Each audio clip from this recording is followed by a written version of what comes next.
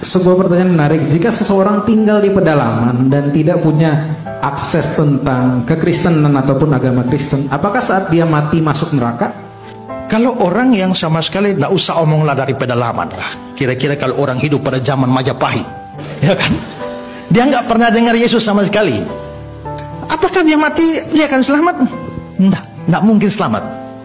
Karena hanya Yesus satu-satunya jalan. Jadi kalau dia sampai nggak pernah dengar Yesus, dia nggak bisa selamat. Dia mau akses dari mana? Satu-satunya jalan kan Yesus. Tapi kan rasanya nggak adil. Misalnya ya, kalau saudara tinggal atau hidup pada zaman kerajaan Majapahit, ya, saudara tidak pernah dengar nama Yesus, mati. Lalu waktu penghakiman terakhir saudara dihakimi, saudara akan masuk neraka karena saudara tidak percaya Yesus.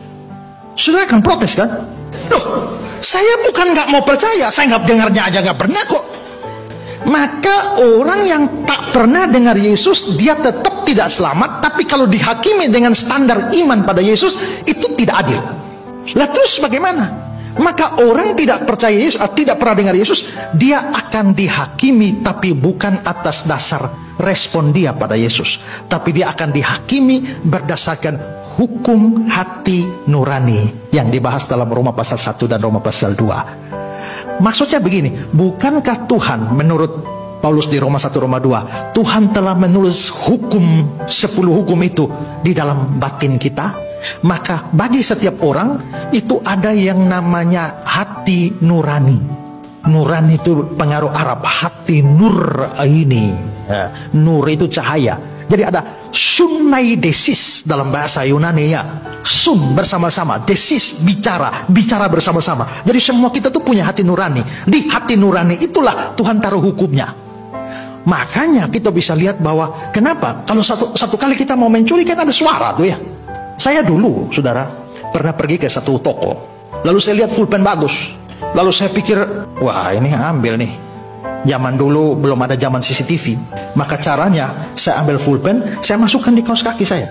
Lalu saya keluar, lolos. Setelah sampai luar, ada suara bilang, Ezra, kau pencuri, kau masuk kembali dan kembalikan barang itu. Akhirnya saya kembali lagi, saya ambil, saya simpan lagi. Saya keluar. Begitu keluar, satu suara bilang, bodoh kau, sudah keluar ini. Memangnya itu toko bangkrut kalau kamu ambil satu pulpen. Kembali, ambil. Saya kembali lagi. Lalu ambil lagi. Setelah itu saya keluar lagi. Ezra, biarpun tidak bangkrut, kamu tidak boleh mencuri. Kembali. Dan saya kembali lagi. Hari itu saya seperti orang gila. Suara apa itu yang ngomong itu? Satu suara setan pasti. Tapi satu suara hati nurani. Nah, maka orang yang tidak pernah dengar Yesus, dia akan dihakimi berdasarkan hukum hati nurani.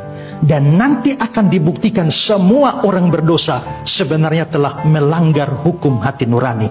Dan orang itu akan dimasukkan ke neraka. Bukan karena dia menolak Yesus, tapi karena dia melawan semua hukum hati nuraninya. Dia menjadi orang berdosa. Jadi yang bikin masuk neraka apa? Karena dosa.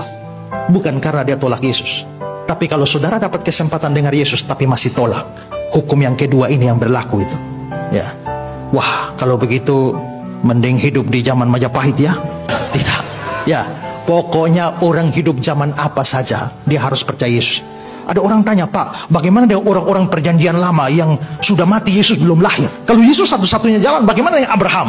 Bagaimana dengan Ishak, Yakub? Apakah mereka selamat? Yesus belum lahir. Apakah mereka bisa selamat tanpa Yesus?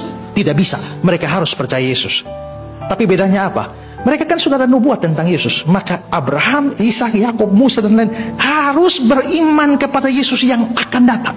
Sementara kita di sini harus beriman kepada Yesus yang sudah datang. Iman kita ke belakang, tapi iman mereka ke depan. Intinya semua berpusat pada Kristus. Percaya Yesus selamat, tak percaya Yesus binasa.